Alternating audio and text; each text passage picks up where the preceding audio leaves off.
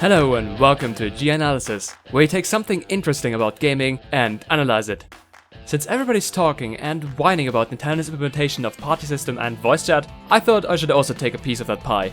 I saw a lot of people actively talking about how bad the service is and how to fix it. However, everybody who has used any party or voice chat nowadays already knows why it is a bad system and what constitutes a good one. Therefore, it makes a lot more sense to actually discuss on what prompted Nintendo to implement the system in the way they have. What were their thoughts, motivations and reasonings? Getting a good idea of those is in my opinion the best way to give proper feedback and then possibly get a better system implemented.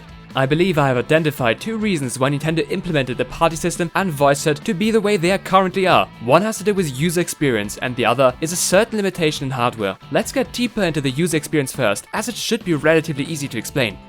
Everyone has a smartphone nowadays, or at least close to everyone. The requirement for a smartphone is one of the criticisms levied against Nintendo for the service. While this criticism is valid, the availability of smartphones is something that was definitely on Nintendo's mind when concepting the software. What I'm actually trying to get at here is that people are really used to using the smartphones at this time. The touchscreen that dynamically changes what is presented depending on what is needed makes them really intuitive to use and have replaced button controls completely. Try typing in some text with a controller on the Nintendo Switch when it is docked. It takes quite some time, and undocking the Switch to type or to navigate is a thing that I find myself frequently doing. Offloading lobby management to the smartphone, which can in this case act like an enhanced TV remote, is actually a nice idea. However, it would have been much better if this was simply kept as an option, with another option being that the lobby is handled directly on the Nintendo Switch. Herein lays another issue as well. The game lobbies are handled on a game-per-game basis rather than on the operating system. That means quitting a game to play another with friends requires you to reform the lobby. This even goes so far as to even requiring you to reform the lobby if you want to play another game mode. For example, if you want to switch from the normal multiplayer action in Splatoon to the survival mode Salmon Run. This is once again strange, but could have something to do with the different amount of players in each respective lobby, 8 for standard multiplayer and 4 for Salmon Run. This could potentially just be an incomplete solution, and Nintendo still having ways to go to find proper ones. A kind of sub-lobby could be implemented here to properly fix this, and as Nintendo is currently making you use your smartphones, it could actually be made pretty easy to manage those. So in terms of user experience, Nintendo actually has some pretty neat ideas, which have yet to be fleshed out fully. This covers the lobby aspect of this video, but why is Nintendo making voice chat go through the smartphones, and why are contraptions being developed to be able to enjoy both voice chat and game sounds at the same time?